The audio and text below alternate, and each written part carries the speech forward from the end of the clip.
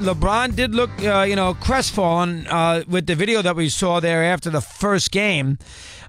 You could make the argument, he's really bothered, head in a towel, arms folded. He barely puts his hand back in the middle of the huddle when they break for the OT. And he saw the handwriting on the wall. This was our chance. I don't want to compare that. You wouldn't have Jordan do that. Now, Jordan going out huddle and yell and scream and make everybody feel uncomfortable because he'd be so annoyed. LeBron just sat there, and he needed to be picked up a little bit. And you saw some teammates try to get him revved up. So that is, you want to say that's a character flaw. It's a leadership flaw of LeBron. You want to make that your theme today on Talk Radio. I'm sure I'm sure Stevie, that was a big theme for them this afternoon, the video. I'd rather not do that. I'm not going to kill a guy who scores 51 points and shoots 19 of 31 and does what he does, and they're outmanned to begin with. I'll leave it alone. Let's go to Simply Safe listener line. It's brought to you by Simply Safe. Protect your home and family today at simplysafe.com/sports. Here's Sam in California, and he's aboard. He's on Mad Dog Unleashed. Sammy, good afternoon. How are you today, pal? Hey, Chris. I'm doing okay. After that debacle yesterday by Lecryin James, whatever you want to call him, I'm disgusted. I like the theme you bring up, and I'm gonna ride that bandwagon. I'm gonna beat that dead horse because LeBron James does not have the heart of the champion like the Michael Jordans and the Kobe's of the world.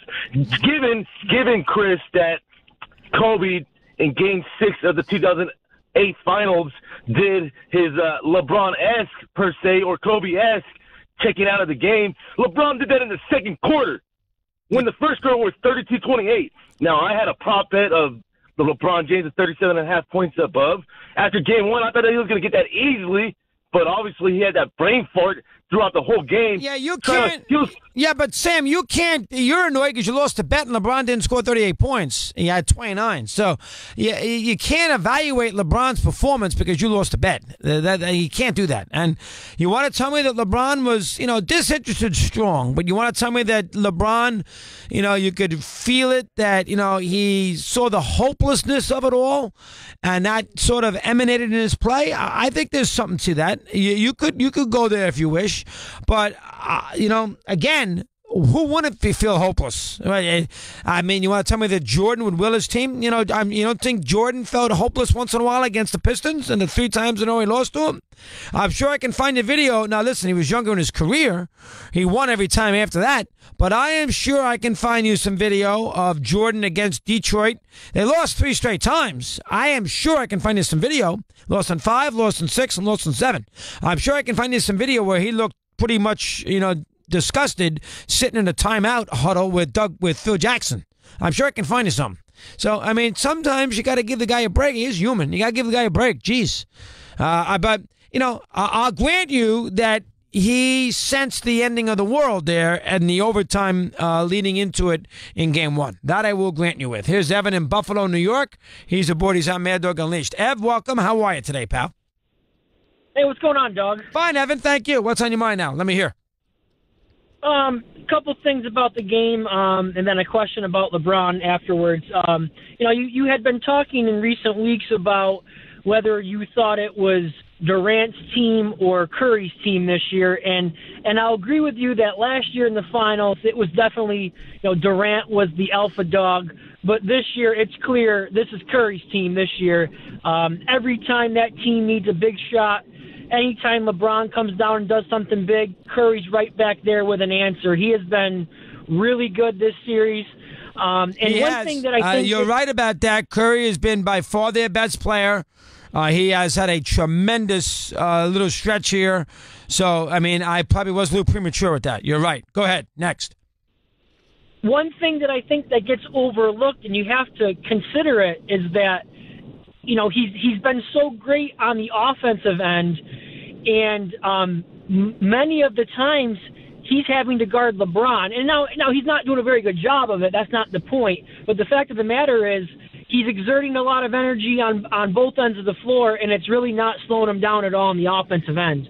I am not going to give him too much credit there, Evan, about guarding LeBron. Last night, for instance, they have thrown everything at LeBron. Sometimes you see Green on him. Once in a while, you see Durant on him. I mean, LeBron scores against anybody who's in the mood. So, listen, Curry's not a great defensive player. He's not a big kid.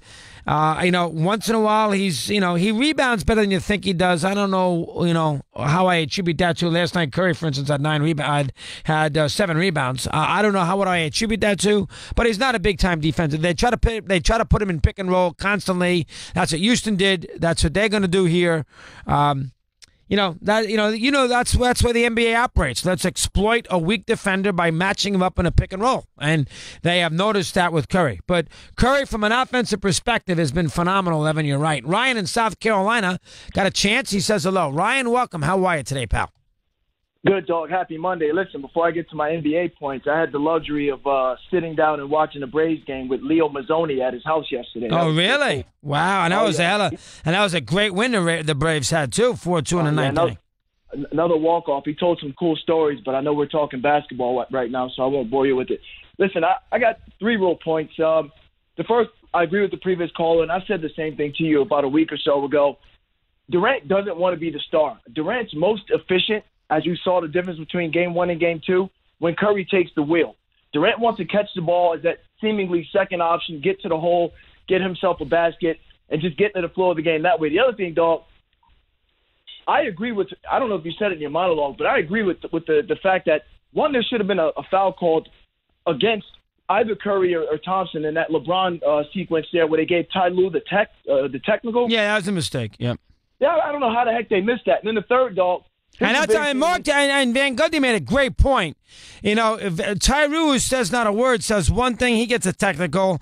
Green never shuts up, and he never gets it. And he doesn't get that many. Well, he gets technicals, but not an equivalent to what he says. While Lou never says a word, and the first time he opens up his mouth, he gets a T. So I thought that was interesting. Go ahead, next. Yeah, I remember him commenting on that, and it made a lot of sense to me. And again, yeah, it was a good point. I'm not an apologist. Yeah, very good point. Right at the right time. Last thing you need to know, dog, and you hit it on the head when you talked about how they just got too many weapons. The Warriors scored 50 points in the last 18 minutes of the game last night. Even if that game was close last night, dog, you're still not going to beat it when a team does scores in that fashion at that rapid a pace. Thanks for taking the call, dog. Ryan, they have too much offense. Offense will always trump defense in the NBA. Doesn't always do it in football, but in the NBA, you have the great offensive player. I don't care what you do defensively. The great offensive player is going to score his points and help his team if he's on his game. He's going to get to the free throw line because the officials will take care of him, and he will get his points. Great defense does not stop great offense in the NBA. I know you can give me a couple of examples where a good defensive team won a championship. I mean, obviously Detroit's won a couple. They were a good defensive team the year they beat Shaq and Kobe. You can bring up the old Pistons with Chuck when they won a couple of championships with their defense and they beat the Lakers in Portland. Portland was not a great offensive team. The Lakers were an old offensive team when they won that first one in 4 straight. Kareem retired. So you could, but most of the time, the great defense will not stop the great offense in big spots. Here's Frank in Texas. He's aboard. He's on Mad Dog Unleashed. Frank, welcome. How are you today, pal? Hey, what's up, Mad Dog? Frank, nice to talk to you. What's on your mind today? What do you have for me? Let me hear. Hey, man, I want to talk about a couple of things, if you don't mind, man. Basically, the officiating in the NBA, man. I mean, to me, and I'm not a big fan of Golden State or Cleveland. I mean, I'm kind of going for the underdog in Cleveland anyway, just because it's basically 9-on-1 basically there. But, I mean, geez, these guys, they cry after every call. If it's a little ticky-tack foul, they turn around, they say something to the officials. I mean, and then last night you have another obvious foul that it's like invisible to the officials. They don't see it, and then they get a T. I mean, it's just ridiculous, man. Well, again, I mean, listen, I'm not going to kill the officiating last night there, Frank, as the difference in the game. I mean, 25 personals to 15. Cleveland only committed 15 fouls. They were not in foul trouble by any stretch of the imagination. George Hill had 5. Other than that, they had nobody in foul trouble. Green had 5, which is nothing new. Their free throws, 21 for Golden State, 26 for Cleveland. I'm not going to make a big deal about the officiating last night. That was a mistake with Lou. That's a very hard game to officiate. The mistake they made, of course, is at the end of game 1, Tony Brothers disagreeing with Maurer. Tony Brothers at the end of overtime sitting there and, giving Thompson a technical, which is asinine and a flagrant. Mike Callahan, if it was him, in the replay booth in Secaucus, and essentially, overturning that the charge call. They missed a lane violation. I guess there was a lane violation there at the end. That was a well officiated game until the last 3 or 4 minutes. Then it was a disaster. Last night there was nothing in the game officiating wise that was that big a deal one way or the other. Here's Ruben, and he's in Indianapolis. Says hello. He's on Mad Dog Unleashed. Ruben, good afternoon. How are you today? You there, Ruben? Take it away. What's on your mind? Oh, yeah. Shoot. Yeah. As far as this series and everything, it's like a story. Like you're watching a story. Everything is like pre-planned.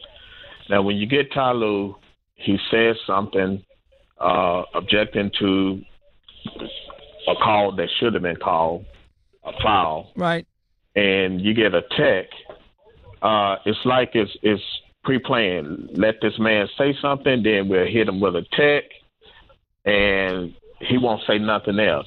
It's like he's a puppet. He's just there. Ruben, let me ask you a question. Did the officials cost Cleveland a game last night? They didn't cost him a game, but they just had a little hand in it like they had the first. Oh, no. Ruben, the first one, I'll agree with you. They had nothing to do with the game last night. I mean, the other team made 1 million threes. I mean, Curry made 9 threes. Last night, they didn't have I don't like the tech either to Lou. You're right. That's in the first half. Let's calm down. Now, the game before, they were terrible late. We know the Maurer and company, they did a terrible. Brothers was awful. They did a terrible job. Terrible. Last night, that crew, David Guthrie and Stafford and, of course, Callahan, they didn't do anything wrong last night. I mean, I don't like the T, you're right, but the big picture, they did nothing wrong. Here's Patrick in New York. He's on Mad Dog Unleashed. Pat, good afternoon. How are you today, pal? Hey, Chris, how are you? Fine, Patrick, thank you. What's up? What's on your mind now? Let me hear. A few points. One's on LeBron, and then one's on the Warriors. The first one on LeBron. Can we let off this guy? Really? What this man has done with this halfway through the season, let's change the team. Brings in a whole new cast. Everybody thinks they're buried. The only reason why they're in the finals is because of LeBron. Otherwise, they're a lottery team. He leaves after this year. They're a lottery team. They stink. They got one player outside of LeBron, and he's inconsistent, like you said. Can we stop with this about being a leader? The man has done nothing but go back to the city where he was raised and lead this organization to the beast of the East for as many years as he's been there. Can we stop with this stuff? You're right. People are looking for something right now because the game itself. Chris, you know that. You've been around. Yeah, the game itself last night could not carry anybody. So as a result, you look for something else, and they look at LeBron here with this video. Go ahead. What's the second thing? And look at him leading. I mean, he was dejected. He brought them. He put them in position to win game 1. That's all he can do. He's one guy. He put them there. They didn't seal the deal. He was pissed. The guy has a right. He's probably exhausted. Yeah, listen, I get your point, Patrick. You want to give him a complete pass. You wouldn't see Jordan act like that, and you always got to compare him to Jordan. So you don't like that. You could have been a little better in that huddle, after the going in overtime, and he was awful in the huddle. You could be a little better. It's not a big deal, though. They weren't going to win that game anyway. Once Golden State got out of that regulation and somehow they got into an overtime period, they were not winning the game. I don't care what LeBron. He's not Superman. I don't care what he's doing. They're not winning the game. Chris Lepresti, Sports Bite. Mad Dog Unleashed.